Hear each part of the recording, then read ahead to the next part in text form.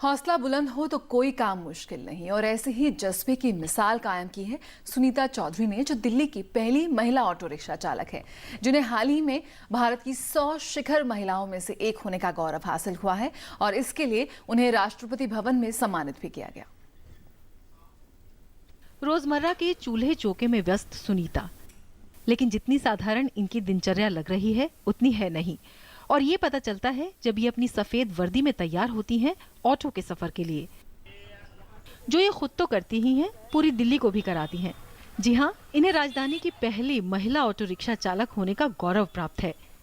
इनकी ये यात्रा शुरू हुई जिंदगी की जद्दोजहद से, जंग में एक छोटी सी जिद से कि कुछ अलग करके दिखाना है, ऐसा कुछ जो महिलाओं पर से कमजोर होने का ठप्पा हटा दे, पुरुषों से होड़ तो नहीं लेकिन दौड़ में महिलाओं को बराबरी का एहसास दिलाए। समाज के थपेड़े इंसान को जीना सिखा देते हैं। तो ये जो है ना, ये काफ़ी समय के बाद में लाइसेंस नहीं मिलता था, उसके लिए लड़ाई लड़ना पड़ा। उसके बाद लाइसेंस मिला तो ITTR इंस्टीट्यूट लोनी बार्डर से ट्रेनिंग लिया। वहाँ से ट्रेनिंग लेने के बाद में फिर ऑटो नहीं मिलता था, किराए पे मुश्किल हो रहा था। फिर इसके लिए भी लड़ाई लड़नी पड़ी। लड़ाई लड़ने के बाद में तब ये एक स्पेशल केस रखा गया जिसका J मॉडल DL बना J 3917 है। तो अब ये गाड़ी है, ये मेरे ही नाम से है। उत्तर प्रदेश के एक छोटे से गांव से ताल्लुक रखने वाली सुनीता के संघर्ष किसी कहानी से कम नहीं। घरेलू हालात की वजह से चाह के बावजूद पढ़ाई पूरी नहीं हो पाई, लेकिन कुछ कर गुजरने की चाह गांव से शहर जरूर खींच लाई।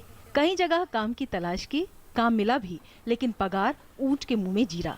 परेशान हालात में एक दिन ऑटो देखकर मन में आया, क्यों ना यही चलाया जाए। और फिर शुरू हुआ इनके हौसले का सफर। हालांकि मुश्किलें कम नहीं आई, लेकिन उनसे ही मुकाबला करने की ताकत भी पाई। बिस्कुट बनाने की फैक्ट्री में किया, उसमें बहुत कम सैलरी मिलता था, गुजर बसर होना बहुत मुश्किल हो रहा था।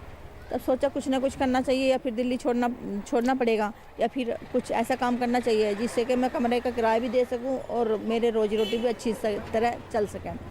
आज ये न केवल अपना और अपने परिवार का जीवन चला रही हैं, बल्कि जीवन बचा भी रही हैं। रास्ते में अगर कोई दुर्घटना का शिकार मिलता है तो उसे अस्पताल पहुंचाना, उसकी देखरेख भी ये अपनी ड्यूटी की तरह ही करती हैं। इसके लिए इन्होंने खास प्रशिक्षण भी लिया है और इसी वजह से इन्हें दर्जनों पुरस्कार मिल चुके हैं। और सबसे ज्यादा खुशी इन्हें मिली जब देश भर की 100 महिला अचीवर्स में इनका नाम भी शामिल किया गया और राष्ट्रपति भवन में इन्हें सम्मानित किया गया। बहुत सारी महिलाएं जो हमारी माता बहनें जो हमारी घर से नहीं निकलती, सोचते नहीं लूटपाट हो जाएगा और जो है ना कोई छेड़छानी हो जाएगा, इसलिए वो डर की वजह से घर से नहीं निकलती।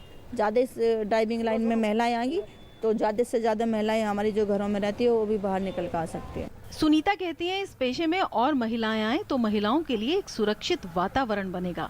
इन्हें अच्छा लगता है जब लोग इन्हें कौतूहल से देख इनके बारे में जानने की कोशिश करते हैं, बल्कि ये दुनिया को बताना चाहती हैं कि महिलाएं सब कुछ कर सकती हैं, वो काम भी जो केवल पुरुषों की ही बपौती माने जाते हैं। महिलाएं मजबूत होंगी तो बराबरी का माहौल अपने आप ही बन जाएगा।